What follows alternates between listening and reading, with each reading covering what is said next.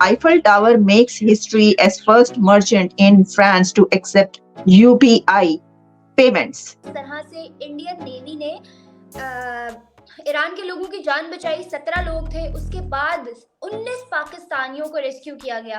अब फ्रांस के अंदर उनके एलिफ टावर के ऊपर वहां पर उनको मुतारिफ करवाया गया यूपीआई, और दुनिया को दिखाया गया, फ्रांस को दिखाया गया कि ये देखो ये इंडिया की है। देखिए, हमारी दुश्मनी शुरू हुई तो इंडिया ने सपोर्ट करना शुरू कर दिया, और अब एक नई स्टेटमेंट जो हमें देखने को मिली कि किस तरह से जो है पाकिस्तानियों की जान बचाई गई, उस पे पाकिस्तानी अवाम को एकदम झटका लगा है, सख्ते में चली गई कि ये क्या हो गया। साहब, इस्लामी ताउन तंजीम OIC ने भारतीय शहर अयोध्या में 5 सदी पुरानी शहीद की गई बाबरी मस्जिद की जगह राम मंदिर की तामीर पर शदीद तशवीश का इजहार करते हुए कहा कि हिंदुस्तान इस्लामी तहजीब के निशानात को मिटाना चाह रहा है। India has more than 5 million computer programmers, और both companies including Infosys, they are committed कि 1 lakh artificial intelligence specialist produce किया जाएगा।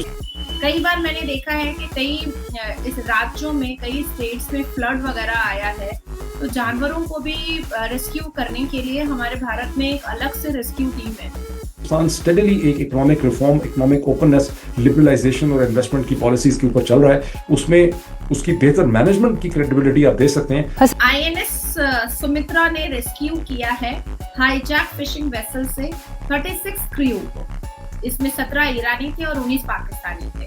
36 आवर्स में साउदर्न अरबिया सी से उनको रेस्क्यू कर लिया गया, उनकी जान बचाई गई है।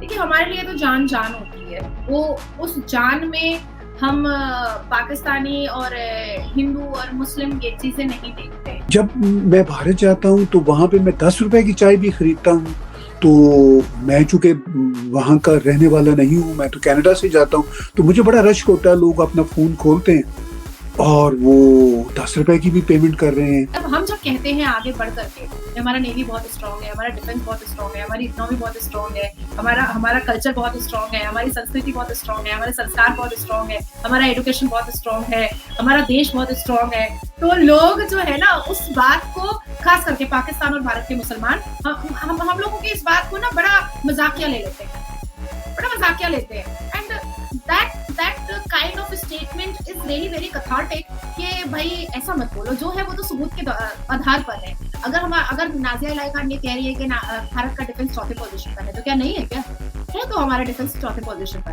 देखिए, हमारी नेवी और हमारे आर्मी में इतना इम्प्रूवमेंट आया है कि कोई भी देश समुद्र के रास्ते से, आसमान के रास्ते से, बॉर्डर के रास्ते से, आकाश के रास्ते से कहीं से भी भारत को नुकसान नहीं पहुंचा सकता है। और इसी का ये जीता जागता मिसाल है कि हम अपने देश को तो सुरक्षित कर ही रहे हैं। हमारे जो मोदी जी के नेतृत्व में जो सरकार चल रही है, वो अपने देश को तो सुरक्षित रखे हुए ही है, लेकिन साथ साथ पाकिस्तान और पाकिस्तान जैसे लोगों को भी सुरक्षा दे रही है।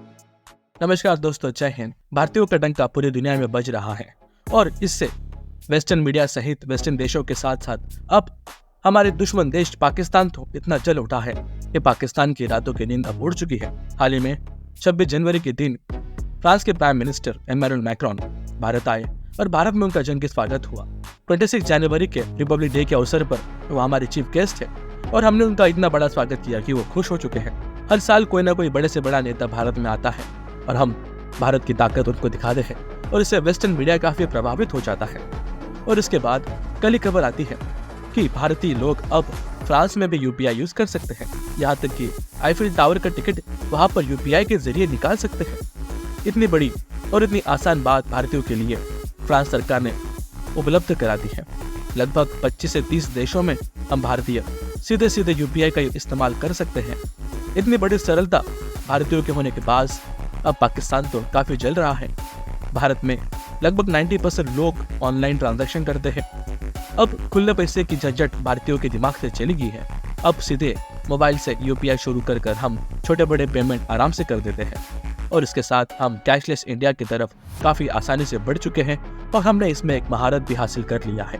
कुछ रिपोर्ट के अनुसार अमेरिका में जितने ऑनलाइन ट्रांजैक्शन होते हैं उससे 3 गुना ट्रांजैक्शन अब भारत में हो चुके हैं, और ये नंबर्स बिलियंस में है। पाकिस्तानियों को इसका काफी आश्चर्य लगता है, क्योंकि पाकिस्तान में अभी भी 90% से ज्यादा ट्रांजैक्शन कैश में होता है। वहाँ पे लोग कार्ड भी रेयरली यूज करते हैं, और ऑनलाइन ट्रांजैक्शन की बात तो आप छोड़ ही दीजिए। पाकिस्तान को हैरानी लगती है कि कैसे एक सब्जी वाले के पास, एक मोची के पास यूपीआई हो सकता है जिससे वो ऑनलाइन पेमेंट ले सकता है। कई सारे वीडियो सोशल मीडिया पे वायरल होते हैं जहाँ पर जर्मनी के एम्बेसडर, फ्रांस के एम्बेसडर जब भारत में आते हैं तो वो यूपीआई का इस्तेमाल करते हैं और यूपीआई को देख के वो लोग परेशान हो जाते हैं कि कैसे छोटे मोटे व्यापारियों के पास भी यूपीआई का क्यूआर कोड है, बस अपने मोबाइल से उसे स्कैन करो और छोटी से छोटी अमाउंट हो या फिर बड़े से बड़ी अमाउंट हम यूपीआई के जरिए पे कर सकते हैं।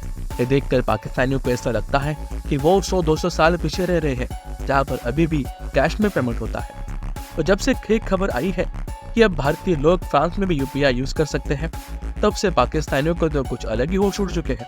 पाकिस्तानियों को तो लगता है पूरे वेस्टर्न देशों में अब भारत काफी पॉपुलर है और यूपीआई सारे के सारे देश इस्तेमाल कर रहे हैं। यहाँ तक कि सऊदी और यूएई में भी ऑलमोस्ट यूपीआई शुरू हो चुका है। दुबई के एयरपोर्ट पे आप यूपीआई से पेमेंट कर सकते हैं और बड़े बड़े शहरों का नाम ले लीजिए, बड़े बड़े एयरपोर्ट्स का नाम ले लीजिए, वहां पर भी आप यूपीआई से सरलता से पेमेंट कर सकते हैं। हम भारतीय डिजिटल ट्रांजैक्शन में इतने आगे पहुंच चुके हैं कि हमारी बराबरी करना अब किसी भी देश के लिए काफी आसान नहीं है। कनाडा, यूएसए, ऑस्ट्रेलिया या फिर यूके या फिर यूरोप के कोई भी बड़ा देश पकड़ ले, इसमें इतने ऑनलाइन ट्रांजैक्शन नहीं होते हैं जितने कि भारत में होते हैं और सच में हमारी इकोनॉमी काफी कैशलेस और ऑनलाइन ट्रांजैक्शन करने वाली इकोनॉमी बन चुकी है।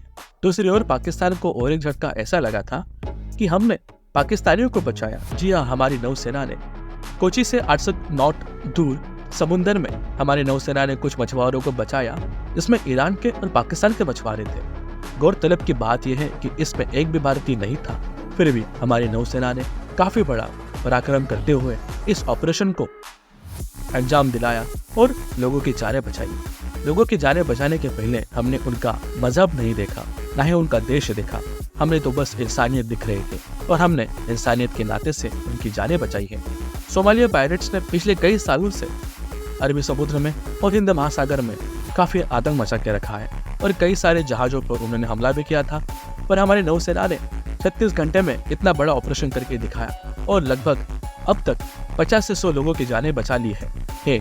हम भारतीय का काफी बड़ा अचीवमेंट है और वेस्टर्न देशों में भारत एक सुपर पावर होना ऐसा हमने प्रतीत कर दिया है। अब वो लोग भी भारत की तरफ एक सुपर पावर होने जैसा देखते हैं।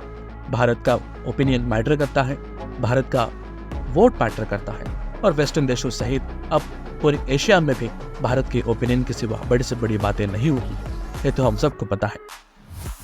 अगर आपको हमारे वीडियो पसंद आता है तो हमारे चैनल को सब्सक्राइब कीजिए। धन्यवाद। जय हिंद।